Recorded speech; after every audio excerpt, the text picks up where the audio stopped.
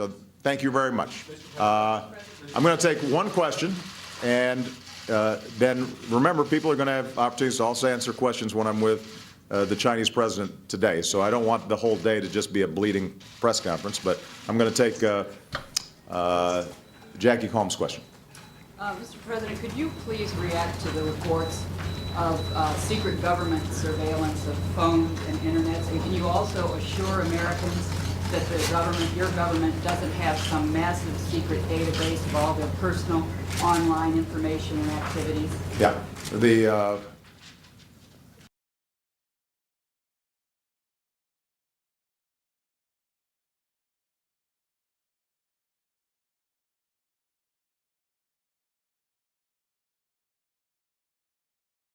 You know, when I came into this office, I made two commitments that are more important than any commitment I make. Number one, to keep the American people safe, and number two, to uphold the Constitution.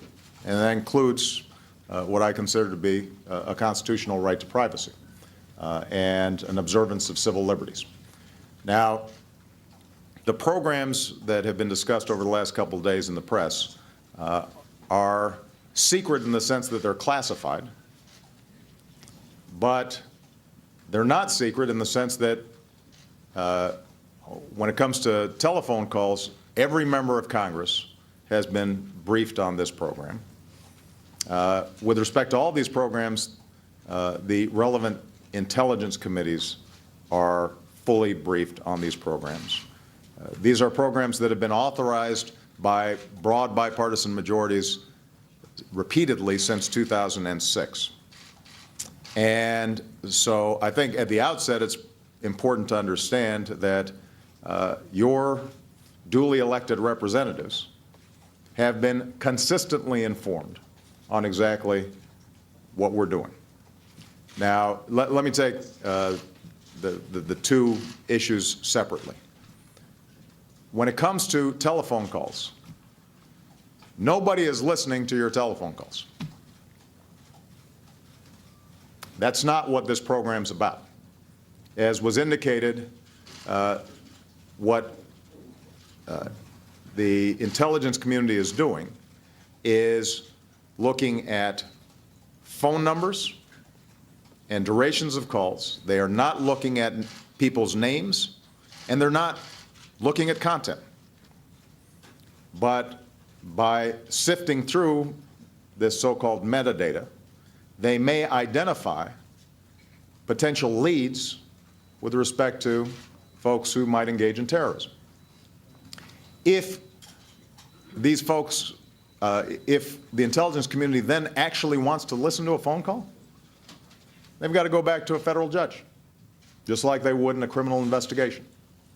So I want to be very clear. Some of the hype that we've been hearing over the last day or so, nobody's listening to the content of people's phone calls.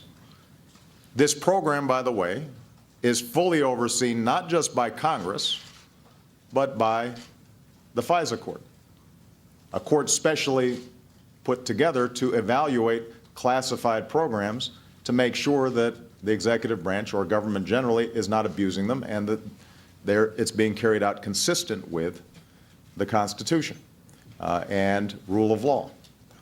And so not only does that court authorize the initial gathering of data, but I want to repeat, if anybody in government wanted to go further than just that top-line data and wanted to, for example, listen to Jackie Combs' phone call, they'd have to go back to a federal judge and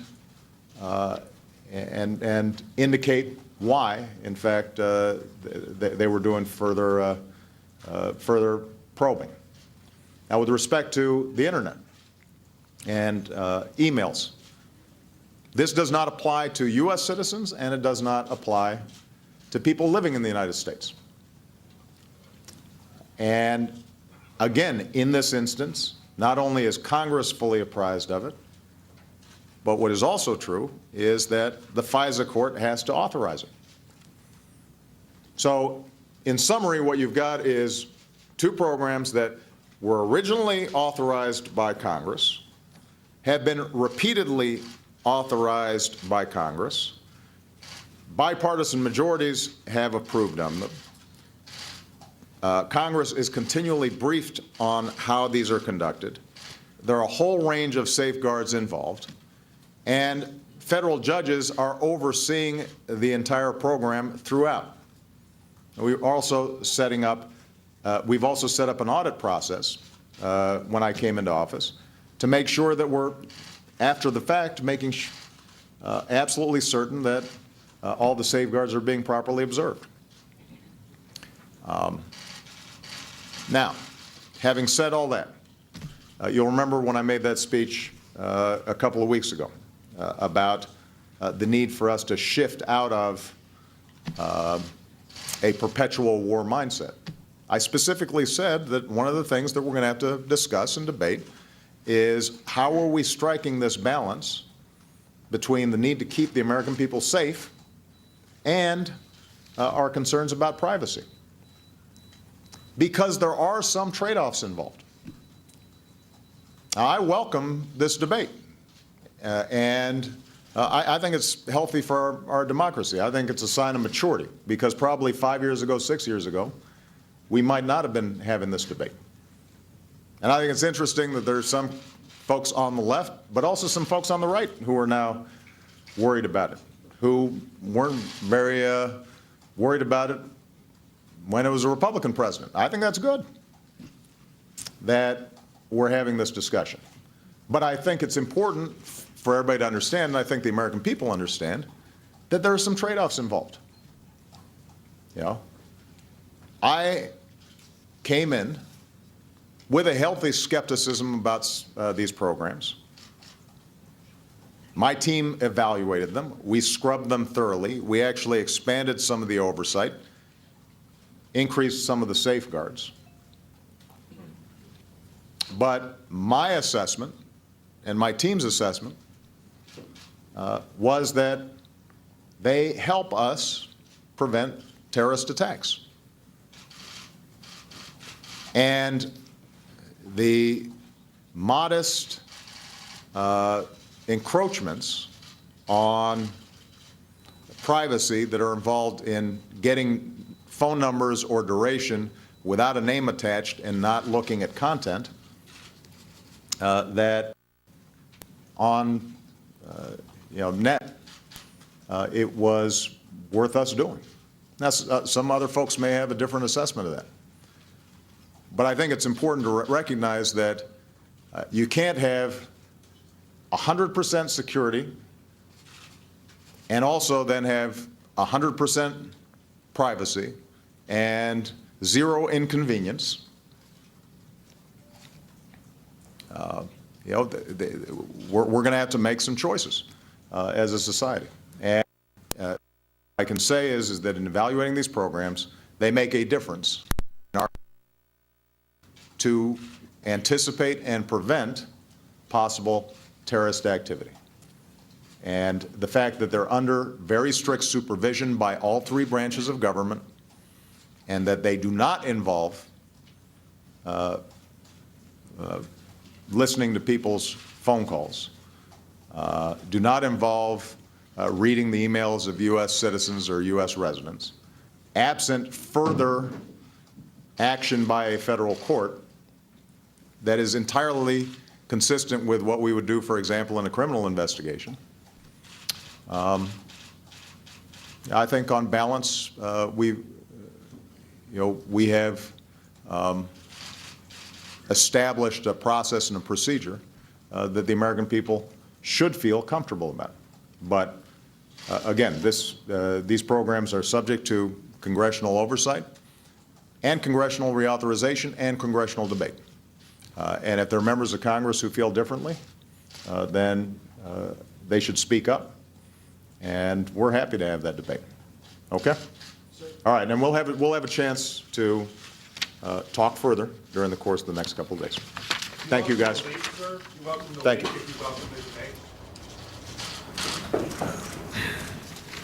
I don't welcome leaks because there's a reason why these programs are classified. You know, I think that there is a suggestion that somehow any classified program is a quote-unquote secret program, which means it's somehow suspicious. But the fact of the matter is, in our modern history, there are a whole range of programs that have been classified because when it comes to, for example, fighting terror, our goal is to stop folks from doing us harm, and if every step that we're taking to try to prevent a terrorist act is on the front page of the newspapers or on television, then presumably the people who are trying to do us harm are going to be able to get around our preventive measures. That's why these things are classified. But that's also why we set up congressional oversight. These are the folks you all vote for as your representatives in Congress, and they're being fully briefed on these programs. And if, in fact, there were abuses taking place, presumably, those members of Congress could raise those issues very aggressively. They're empowered to do so. We also have federal judges that we put in place who are not subject to political pressure. They've got lifetime tenure as federal judges, and they're empowered to look over our shoulder at the executive branch to make sure that these programs aren't being abused. So we have a system in which some information is classified, and we have a system of checks and balances to make sure that it's not abused. And if, in fact, this information ends up just being dumped out willy-nilly without regard to risks to the program, risks to the people involved, in some cases, on other leaks, risks to personnel in very dangerous situations, then it's very hard for us to be as effective in protecting the American people. That's not to suggest that, you know, you just say, trust me, we're doing the right thing, we know who the bad guys are. And the reason that's not how it works is because we've got congressional oversight and judicial oversight. And if people can't trust not only the executive branch, but also don't trust Congress and don't trust federal judges to make sure that we're abiding by the Constitution, due process, and rule of law, then we're going to have some problems here. But my observation is that the people who are involved in America's national security, they take this work very seriously. They cherish our Constitution.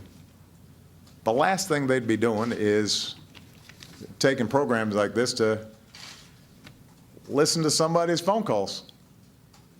And by the way, with respect to my concerns about privacy issues, I will leave this office at some point, sometime in the next 3.5 years. And after that, I will be a private citizen. And I suspect that, you know, on a list of people who might be targeted, you know, so that somebody could read their emails or listen to their phone calls, I'd probably be pretty high on that list. So it's not as if I don't have a personal interest in making sure my privacy is protected. But I know that the people who are involved in these programs, they operate like professionals. And these things are very narrowly circumscribed. They're very focused. And in the abstract, you can complain about Big Brother and how this is a potential, you know, program run amok. But when you actually look at the details, then I think we've struck the right balance. All right? Thank you very much, guys. That's it.